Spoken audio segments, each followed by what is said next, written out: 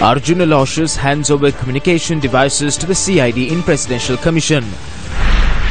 Protest stage against the shooting of the Jaffna High Court judge. Medical students stage protest around Lipton roundabout again. Doctors prepare for strike tomorrow. Employees of the Petroleum Corporation strike from midnight tonight. 1,400 dengue patients reported over a period of 2 days. Total dengue patients exceed 103,000. Former president claims a military coup in the Maldives. Hello there, very good evening and welcome to your Primetime News Bulletin. I'm Shane Silva. And I'm Arundhati Mudannaik. Let's take a look at the stories in detail now.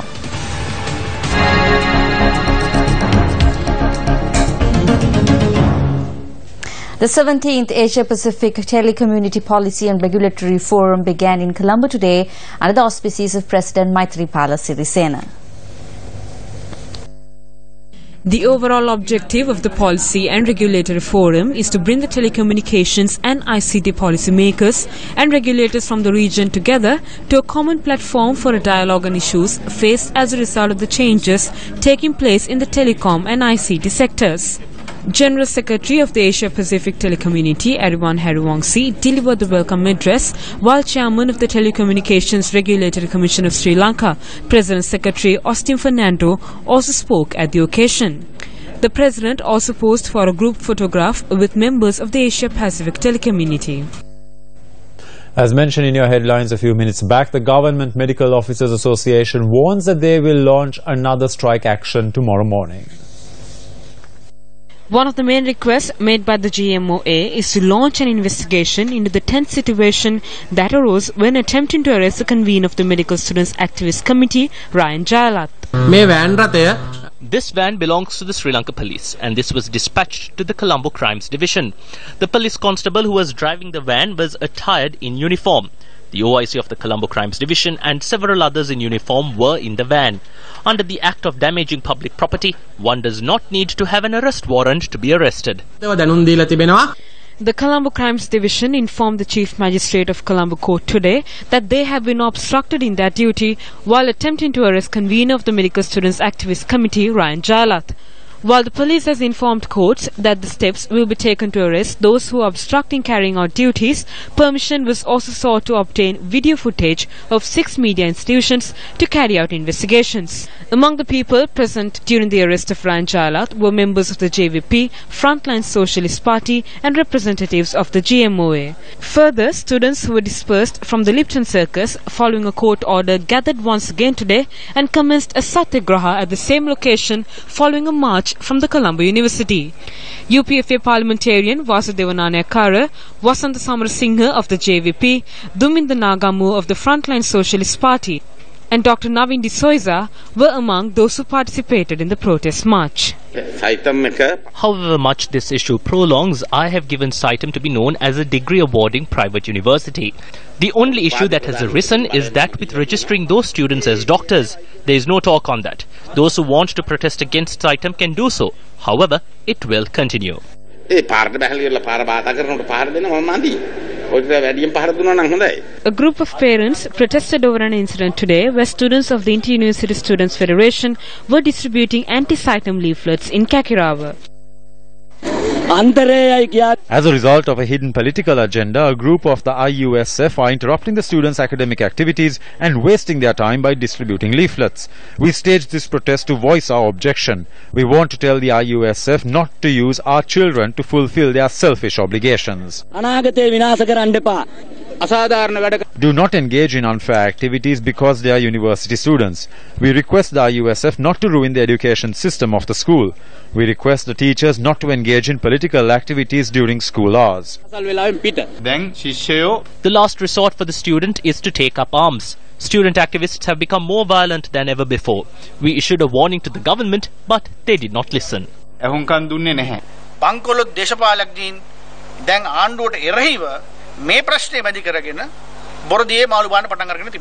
I tell the medical students that this problem can be resolved through dialogue.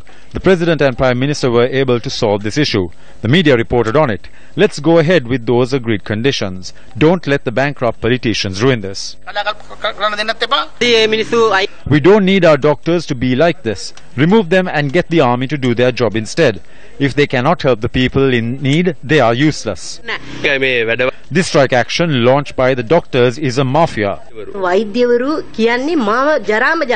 These doctors are useless. They earn through various ways. They are troubling us because of this institution called the Sitem. We cannot get medicine from a clinic when we are sick. Why are they doing this? They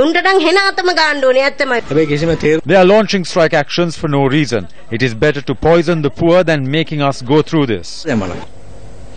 The two suspects arrested over the shooting allegedly targeted at Jaffna High Court Judge M. Ilanchalian in Nallur, Jaffna are due to be produced in court. The main suspect of the shooting, which left a police sergeant dead and another police officer injured, is yet to be apprehended. The motorbike used by the main suspect who fled the scene was found in the Ariale area in Jaffna today. Several protests against the shooting were held in the northern and eastern provinces today. In the northern province, lawyers in black face masks refrained from judicial services in a show of protest against the shooting.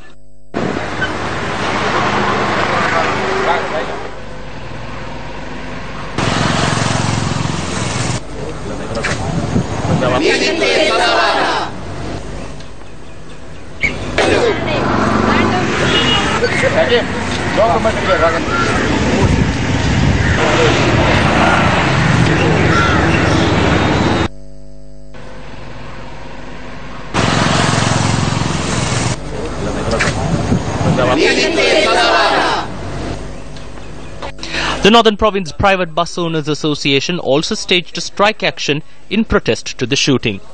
Long-distance bus operators also pledged their allegiance to the strike action. We strongly condemn this incident. This should have been the last time this ever happens. This incident is a threat to the entire judicial sector. The government must launch an immediate investigation into this. Judges must be provided with security. We strongly condemn this incident as it is a massive threat against the independence of the judiciary. Incidents of this nature have happened before. If such incidents do happen again, we as officials of law enforcement would like to remind everyone in this country that we will be compelled to resort to stricter measures. Colombo High Court Judge Sarath Ambepitiya, who was a noble judge, was brutally murdered. We as lawyers condemn such brutalities, may it be in the north or east, but anywhere for that matter. The remains of Police Sergeant Sarath Premachandra, who was killed in the shooting, is currently lying at his residence in Chilau. Although my husband was from the police, there was no threat to him. That is a lie. It is a judge who is under threat. I request that an investigation is conducted. My brother served honestly. He was loved by everyone. The other officer, who was also shot, has been discharged. Our correspondent said that Jaffna High Court Judge M. Ilanchalian visited the slain police sergeant's residence last night to pay his last respects.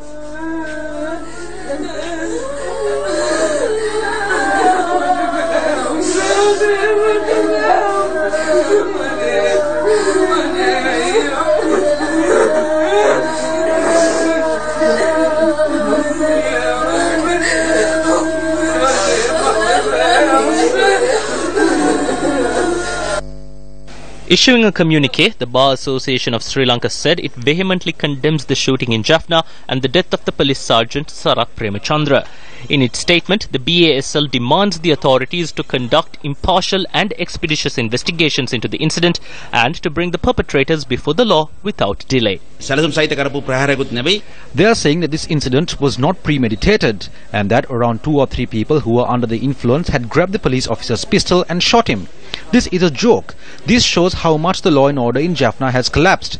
The Inspector General of Police and all Senior Deputy Inspector Generals and Deputy Inspector Generals of Police in Jaffna must take complete responsibility for this incident.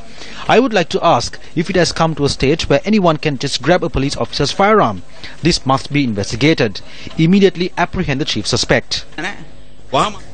The foundation stone was laid today for the construction of a statue of Lord Buddha at the Veeraketiya Kondagala Raja Mahavihara under the auspices of former President Mahinda Rajapaksa.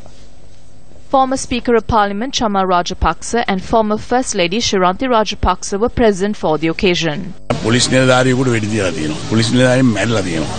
A police officer has been shot and killed. He was a Sinhalese officer who gave protection to a Tamil judge in Jaffna. I spoke to this judge and he said that this police officer, a father of two, took a bullet which was aimed at him.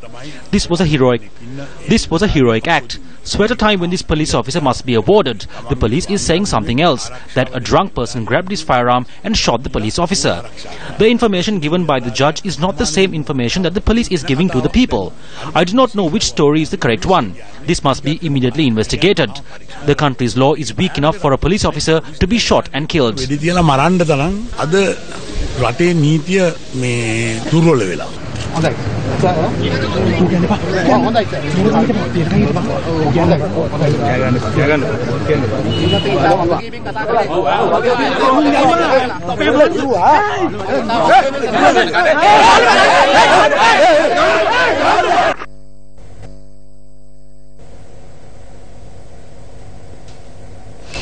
A pregnant mother who was admitted to the Negombo District Hospital for childbirth died after contracting dengue. Chamadani Ranidika was admitted on the 14th of this month to the Negombo District Hospital to give birth to a second child. She gave birth to a baby boy on the 22nd of this month.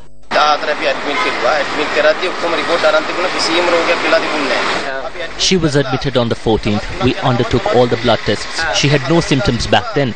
On the 4th day after admission, the hospital wanted her to undergo a cesarean surgery. When she was going in for surgery, they said that she had contracted dengue. After she gave birth, the doctor said both the son and mother are in good health. However, after that, she was in a serious condition. My wife came here to give birth to our son, but today she left us after contracting dengue. From what we see, the drains of the Negombo hospital are not up to standard. No such measures are being taken to curb the spread of dengue. We saw how they are not cleaned every single day. We ask the hospital authorities to take measures to curb the spread of this deadly disease, at least after taking into account the number of deaths. During the dengue cleanup operation on the 8th of this month, mosquito larvae was discovered within the hospital premises. Around 550 dengue patients are receiving treatment at the Dengue District Hospital at present. A total of 1,400 persons have been reported to have contracted dengue in the island during the past 2 days. A total of 103,000 dengue patients have been reported in the island, with over 297 deaths being reported thus far. Newsfirst inquired from Dr. Chandani Denwaka, the medical health officer of Battaramulla, on breeding grounds of dengue mosquitoes. We educated the public to clean up places that are conducive for dengue mosquitoes. However, now the dengue mosquito has discovered new breeding grounds. For example, the back tray in your fridge or a newly laid concrete slab. These are new breeding grounds for the dengue mosquito. Moreover, when one contracts dengue and leaves home, he or she should be vigilant and take precaution. Dengue fever symptoms: sudden high fever, severe headache, pain behind eyes, joint and muscle pain, nausea and vomiting, rash. If you experience these symptoms, consult a doctor immediately. Insects breed in contaminated water. Never allow water to stagnate in or near your house. Remove discarded tires, plastic containers, coconut shells, leaf axils. Clear blocked roof gutters, bird baths and flower pots. And with that, we're going for a short commercial break. Stay with News First.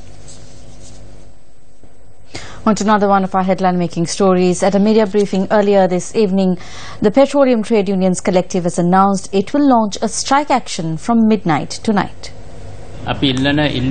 The three demands that we are making are concerning the modernization of the Trincomalee tank farm, the Hambantota oil terminal and the Sabogaskanda oil refinery, which are important for the country in the future.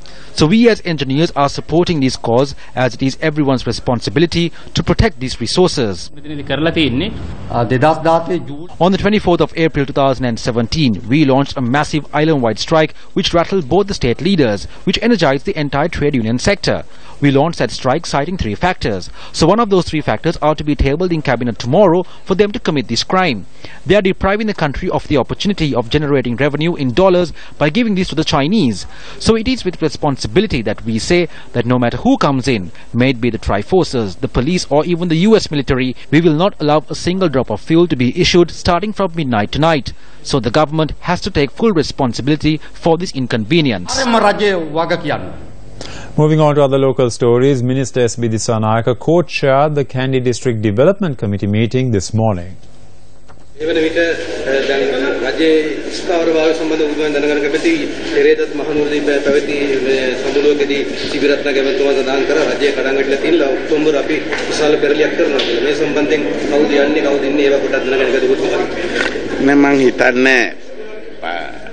Some of them are speaking with the President and with us. There are certain others who are speaking to ministers. Meetings are ongoing. However, we will contest separately as the Sri Lanka Freedom Party and the United People's Freedom Alliance at any election. Minister of Industry and Commerce Rishad Patiyuthin refuted claims levelled against Sadosa regarding the presence of cocaine in containers carrying sugar imports to Sri Lanka. Minister Badiuddin expressed his views at a media briefing held at the Government Information Department today. You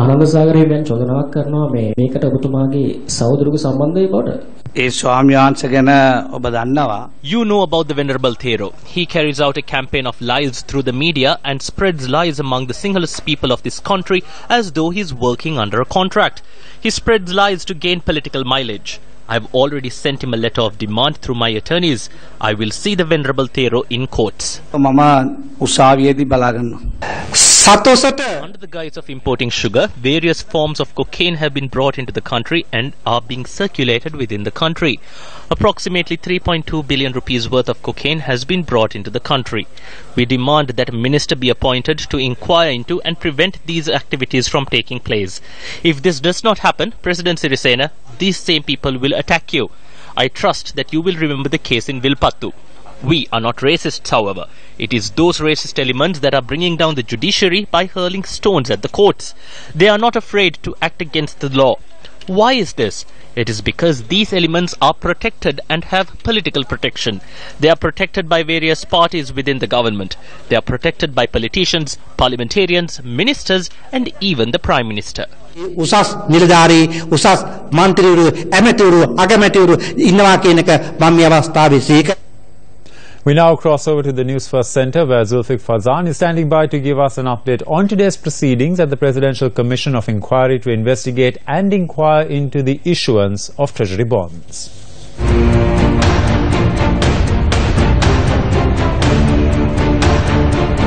The witness today was questioned on a certain apartment located at Monarch Apartments in Colombo 3. Now she said that she purchased the amalgamation of 2 units as one apartment for 120 million rupees in early 2015. Now when she purchased the apartment, she was living on the upper floor, and thereafter she moved in to the new apartment which she purchased, which is 4 bedrooms and 4,000 square feet. Now she said as she was a director of East West Properties PLC, which is part of the Marriott Waligama Bay Resorts and Spa, she decided to move to Waligama to meet the obligations of her company, and thereafter decided that she must give the apartment in Colombo 3 on rent or on lease. She had informed her family and brokers about her idea on leasing out the apartment, and was later informed by her brother that the wife of a minister in the government was interested in looking at the apartment. After she had fixed a date to visit the apartment, the minister's wife had come to the apartment, inspected the site, and then made a phone call, following which she had said that a mutual friend of the witness and the minister's wife was to arrive at the premises, and within the hour, Aujin Aloysius has arrived at the premises of this apartment which was to be leased. Aujin Aloysius had asked the witness if she was going to lease out the apartment with the furniture or without the furniture. She went on to say that she realized that through the interaction she had with both the minister's wife and Aujin Aloysius, that Aujin Aloysius was about to lease out this apartment on behalf of the minister's wife. The rent for 6 months was agreed to be 7.3 million Sri Lankan rupees and a 2-month non-refundable deposit of 2.92 million rupees, and that a cash payment of 1.4 million rupees was to be made on this particular apartment. After they had reached an agreement on leasing out this apartment, the witness had spoken to her law firm, who had then reached out to Aujin Aloysius's associates to lease out this apartment. Now she said that at first Aujin Aloysius had said to reach the agreement with a company named Sulba Sutra. However, after she had noted that Aujin Aloysius is not listed as a director in this company, she had refused to enter this agreement and said she would enter agreement on the basis that Aujin Aloysius is listed in whatever the company that she agrees to lease the apartment to. And thereafter, the agreement was reached that she would lease it out to Walter and Wu Associates, of which Aujin Aloysius is listed as a director, along with his father Jeffrey Joseph Aloysius and another individual named Muthuraj.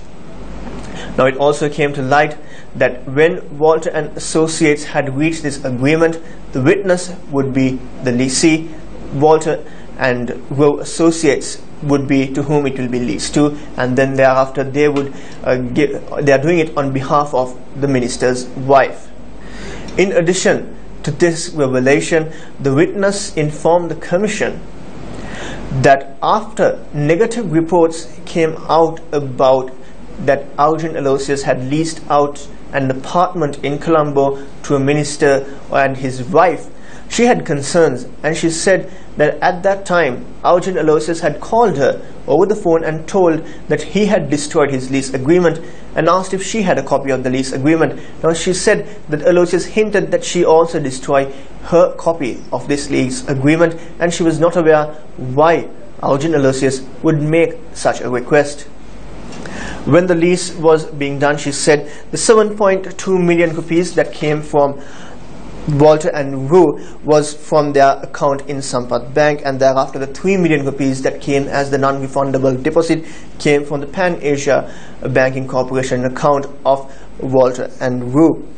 The Attorney General's Department pointed out that on the very day that 7.2 million rupees was given to the witness, Perpetual Capital Holdings, which is the parent company of Perpetual Treasuries Limited, had also withdrawn 7.2 million rupees from their account with Pan Asia Banking Corporation. Now she went on to say that the shareholder of Walt and Wu was Perpetual Capital Holdings, which is incidentally the parent company of Perpetual Treasuries Limited. In conclusion, she said that after the lease expired, she gave them another 2 months to either vacate the premises or purchase the apartment from her. The witness said that the minister's daughter had said that she would get back to her on a price that they can agree on, and thereafter the agreement was reached for 165 million rupees to sell the apartment. The apartment in question was later sold to a company named Global Transportation and Logistics Private Limited. Now, what is surprising is that this company lists the minister's wife and daughter as directors, and thereafter the agreement was signed between the parties and the apartment was sold to the former minister's wife and the family. Now, it must also be noted that today the commission instructed the counsel appearing on behalf of Aujin Aloysius to hand over his mobile phone, laptop and other communication devices to the CID personnel who are assisting the commission.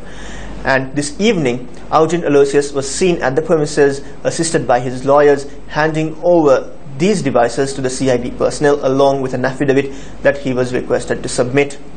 The counsel appearing on behalf of Aujin Aloysius had informed the Commission that the mobile phone that he used in 2015 was destroyed while he was in Singapore. This raised some eyebrows within the Attorney General's department.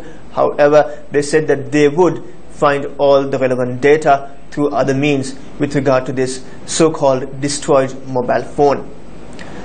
Now, the Commission issued summons on Saturday for the Foreign Minister, who was also the former Finance Minister, Ravi Karunanayake, to appear before the Commission tomorrow. However, at the latter part of the proceedings, the attorney appearing on behalf of the Minister informed the Commission that the Minister will not be able to appear tomorrow as he has other obligations, and has requested an alternative date for him to appear before the Commission. The Commission said that they cannot postpone proceedings and has instructed the attorney for Minister Ravi Karunanayake to ensure that he appears before the Commission as soon as possible at a closer date so they don't delay the proceedings. On Peasants Federation, Namal Karunaratnam responded to a statement made yesterday by MP Namal Rajapaksa on white vans. There's a massive disaster situation in the country as we speak. Over 1.1 million people from 118 divisional secretariats in 16 districts of the country are affected by the drought.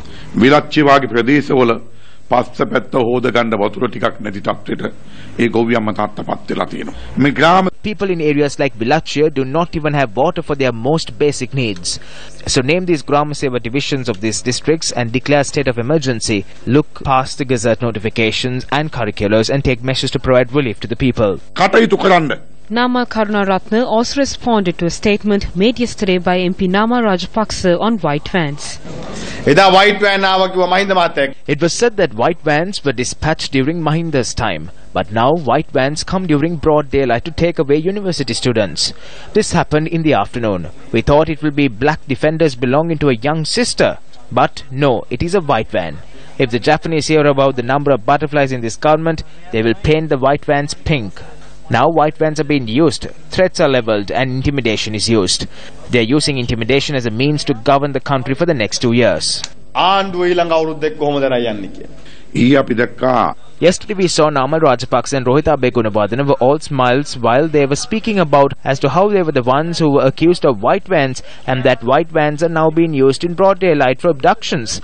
So they are laughing while saying, hoping for these things to happen. Are you happy now? Is their slogan now? This is the kind of mentality they have fallen to. Mahinda Rajapaksa and the joint opposition are enjoying this. Both sides are the same. Both assault, suppress and slash rights. The country has to realize this. With that, we wrap up tonight's edition of Prime Time Now News, but be sure to tune into KV1 for Face the Nation. Thank you very much for joining us. I'm Arundhati Mudanayake. And I'm Shin Silva. Take care and good night.